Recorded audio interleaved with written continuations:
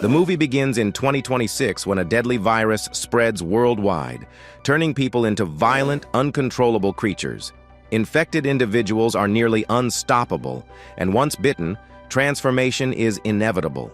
Airports fail to contain the outbreak, and authorities lose control, leading to global collapse. Amid the chaos, young Luke watches TV when it suddenly turns off. He finds his mother packing while speaking to their father, a pilot, who reassures them. His sister, Abigail, joins him. As they prepare to flee, an infected attacks, biting their mother. Abigail hides under a car as Luke is also bitten. Their mother turns and attacks Abigail, but a police officer, Cassius, arrives and kills her. Luke turns too, forcing Cassius to put him down as Abigail looks away. 10 years later, nature reclaims the abandoned city. Abigail, now a skilled survivor, lives with Cassius, hunting and moving camp to avoid danger. One night, Cassius detects an infected nearby. He kills it, but realizes a larger group is close. At dawn, they flee on horseback. During a rest, Abigail suggests finding an island, but Cassius insists they follow their plan. Suddenly, gunfire erupts in the distance. They see a group being attacked by infected.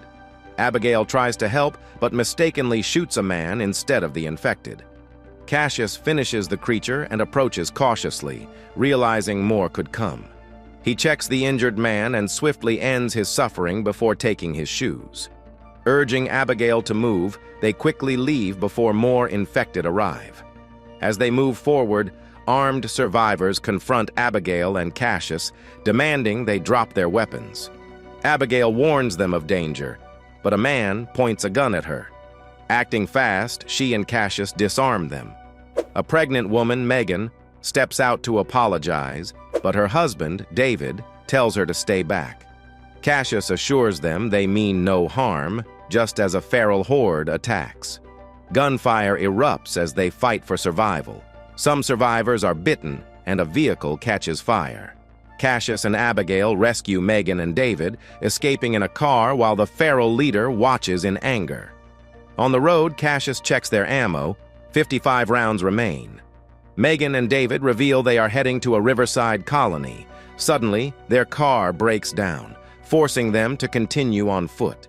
They find an abandoned building but keep searching for a safer shelter.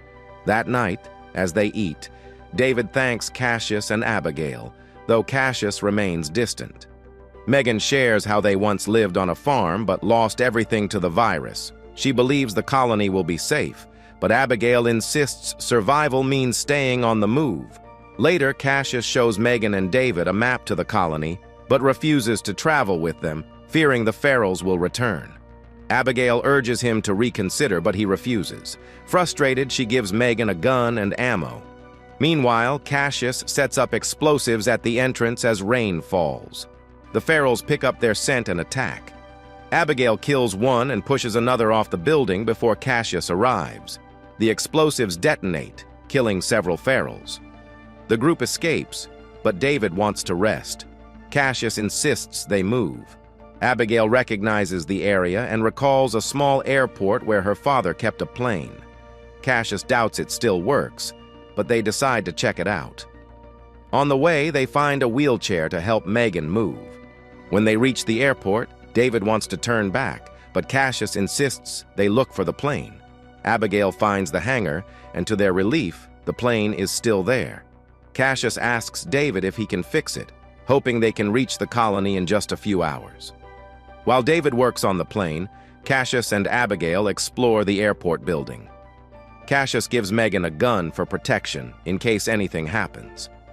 Inside, Abigail finds an old picture of herself and her father, bringing back memories. Outside, Megan and David talk about baby names, wondering if their child will be a boy or a girl. Meanwhile, on the rooftop, Cassius hears a strange noise. Using his telescope, he sees a huge pack of ferals coming out of the woods. Realizing they are in danger, he rushes back and tells Megan and David to gather their things and get inside. David quickly finishes fixing the plane as the ferals get closer. Abigail starts the engine just in time. As the plane begins to move, a feral jumps onto the back, clawing its way in. Casas fights it off and knocks it out of the plane just before Abigail lifts off. Below, the alpha feral watches angrily as its prey escape once again. The group is relieved, but only for a short time. A few minutes into the flight, the plane's engine fails. Abigail tries to regain control, but it is too late. They crash into the trees. Luckily, they all survive, though Megan suffers from painful leg cramps. Despite their injuries, they have no choice but to keep going. Casas gathers their things, and they set off again. After some time, they reach an old, abandoned train station and decide to rest. Casas comes up with a new, faster plan to reach the colony in 2 days. However, their ammo is running low. They have only 15 rounds left. That night, Megan and David share a kiss before she finally falls asleep. David steps outside and walks into one of the train cars. Meanwhile, Casas, who is still awake, checks on Megan. As a thank you for keeping them alive, Megan gives him a woven cloth she made. Casas accepts it, though he seems doubtful, and thanks her, mentioning that she reminds him of his wife. Inside the train, David tries to take his own life, revealing that he was bitten but kept it a secret. Meanwhile, Casas talks with Megan about how he met Abigail and explains why they usually do not let people stay with them. In the end, David cannot bring himself to go through with his suicide attempt. The next day, the group continues their journey. After walking for hours, Casas notices David's wound.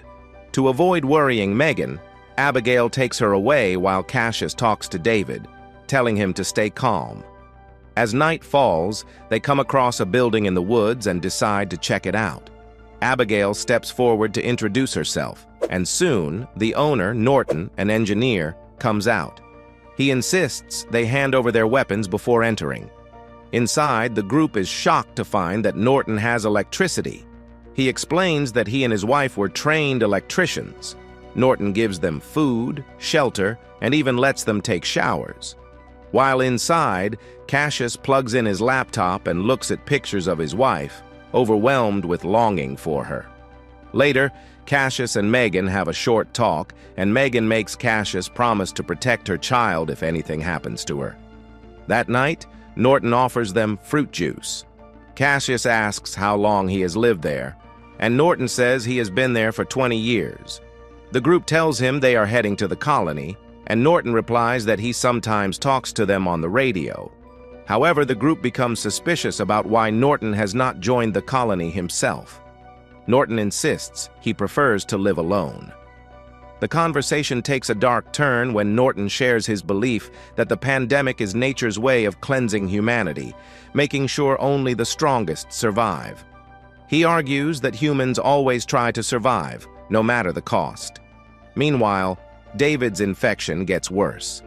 When he looks in the mirror, he realizes it is only a matter of time before he turns. Before he can warn the others, Norton suddenly knocks everyone out and uses a special device, a sonic gauntlet to control David, who is turning into a feral. David and the others wake up to find themselves tied up. Norton stands in front of them, preparing to experiment on them. He wears his sonic gauntlet, which can knock out zombies. He introduces his wife, who has already turned feral and is locked in a cage. Then, Norton reveals David's bite, shocking Megan. Without warning, Norton releases his wife and uses his gauntlet to control her, ordering her to attack. But David quickly breaks free and fights her off. He then frees the others. Seeing his plan fall apart, Norton tries to stop them but fails and is forced to run away. The group quickly grabs their things, takes car keys and weapons, and escapes before Norton can return. They jump into the car and speed away. But as they drive, Megan suddenly goes into labor. The baby is coming. At the same time, ferals in the woods ahead spot the car and start chasing them. Casas drives as fast as he can, but soon the car is blocked by an obstacle, forcing them to continue on foot. David tells the others to go while he stays behind to fight the ferals. He manages to kill several, but in the end, the alpha feral overpowers and kills him. Meanwhile, Casas, Megan, and Abigail keep running for their lives. They finally reach the colony, called King's Harbor, and desperately call for help.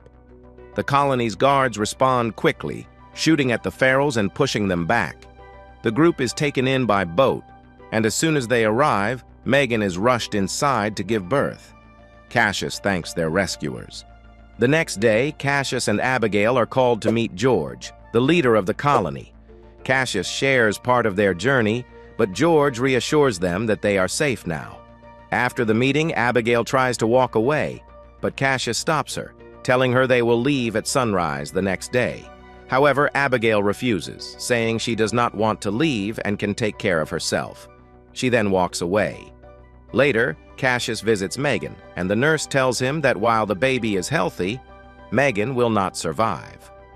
In her final moments, Megan asks Cassius to promise he will take care of her child, just like he did for Abigail. She names the baby Hope before passing away.